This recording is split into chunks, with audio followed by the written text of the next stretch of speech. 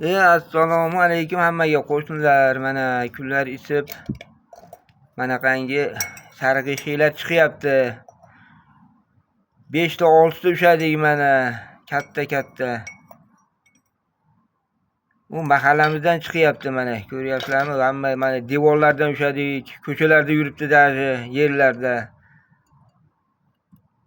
Chunki ehtiyot bo'lamiz. Endi buni bilmayman, endi bir chorasini ko'rish kerak. Dezinfeksiya qilish kerakmikin uylarni, mahallani. Yosh bolalar ko'p mana.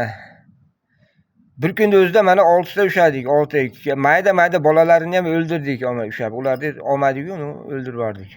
Bunday qo'linglar qo'yib ko'rsatinglar mana. Meni mana barmog'im bo'lsa, mana kattaligini ko'ryapsizlarmi bularni? Yaqin olib bormay qo'lingni shahbonmas.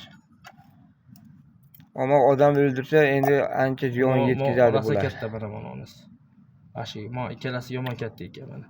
Shunga qo'shnilar bir chorasini ko'raylik bularni. Ko'ryapsizlar mana katta.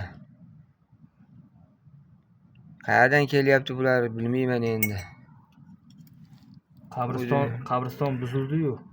Mashadan tarqab ketdi ular. Mahalla odamlar mana bitta fonar olib, hozir uylardan ham chiqyapti. Mana men o'zim uyimdan ham bitta ushadim kecha endi. Mana shu chiqdi uydan. Men uydan chiqdim. Qo'shnilarning uyidan ushadik, kichkina maydalarni o'ldirdik. Endi ras bolalari ham bo'lsa, endi ular ham sekin kattayadi-da. Bu yo'qotish kerak bu haramni. Bo'ldi, endi o'chiring videosi.